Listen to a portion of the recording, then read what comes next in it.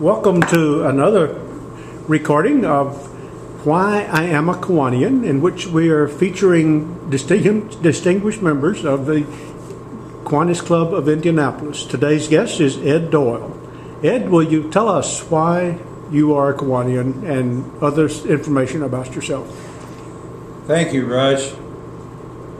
I graduated from Purdue in 1959 and went to work in the highway design field for a consulting, engineering, and architectural firm. My mentor at that firm was William F. Quebe. Mr. Quebe was a professional engineer, and he belonged to the downtown Kiwanis and would attend the Friday meetings which were at the Indianapolis Athletic Club. From time to time, he would take me to a meeting when they had a good speaker. In 1982, Bill asked me if I would like to become a Kiwanian. He said he thought I would enjoy the membership, I would enjoy the luncheons, and I would have the opportunity to do things for other people. I did join and immediately became involved in several different committees. I'll do a quick review of some of the committees I've been involved in. One of the early committees I was involved with was Harshman Junior High.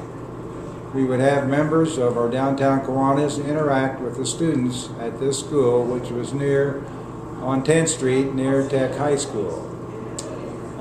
One program I remember, I took a trip to Russia and Poland and Belgrade, Yugoslavia in 1990. I then presented information on these countries to the students and explained to them the monetary systems which they had in those countries and how their monetary system related to the monetary system of the United States. Another activity that I have been involved in is the bell ringing. We ring the bell for the Salvation Army on the Friday before Christmas every year. When I started, about 25 years ago or so, we had our stations were at the four corners of Illinois and Washington Street. All outside, of course, and whenever it was 10 above and the wind blowing down Washington Street, it was pretty cold. But I think the people kind of felt sorry for us when we were there, and they would often donate a little more money than they might have otherwise. Now it's a pretty easy process. 3 out of the 4 stations that we monitor are inside Circle Center Mall. The Hardy people still go to the corner of Illinois and Washington Street. We have one team that is outside.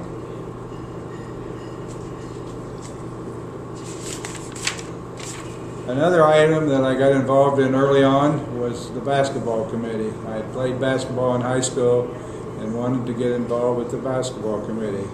They put on a luncheon each year at the time of what was the Final Four. Now it's the Final 8. We invite all the Marion County schools and their basketball teams to come to the luncheon, and it is a very nice program. We usually interview the coaches from the final teams, and we also have usually a speaker, known speaker from the Indianapolis area in the sports field. One of the neat things about that, I think, is the fact that we give out 5 awards. This is an athletic program that we are having, but the awards are not for outstanding athletics. They are for academic achievement.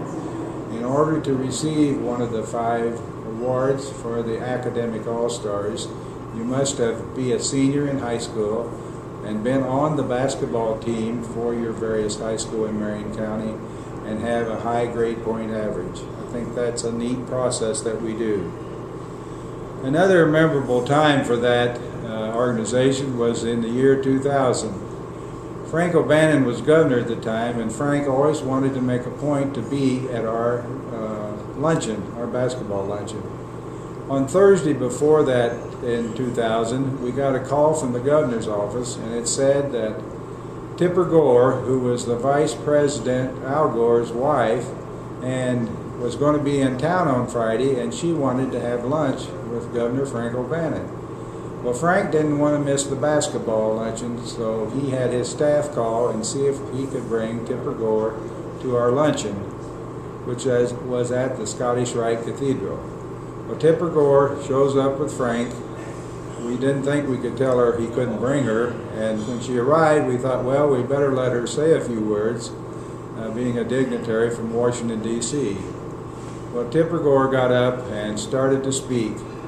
Pretty quickly, she got into a very partisan speech, but she didn't very quickly sit down. She stayed talking. After about 15 minutes, I looked around, and Larry Barrett, who was the master of ceremonies, was getting very nervous.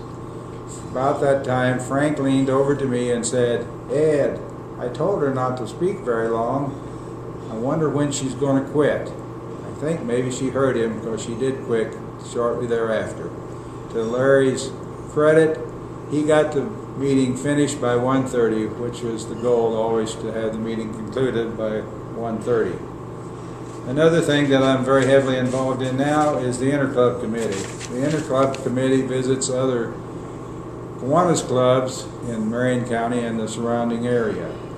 We go and have fellowship, eat with the group, and visit with the other clubs, and listen to many good speakers. We have about 100 of these interclubs per year, or sometimes 120, and we have a great time. There are about 50 of our members who are active in this interclub and attend meetings from time to time. Many of these same members have 100% attendance for the year because they do the makeups that they miss on the Friday luncheon and the other meetings they have by going to these interclubs. It is a very neat opportunity to be with people you enjoy. I have really enjoyed the Kiwanis. It's been a very opportunity to meet a lot of wonderful people.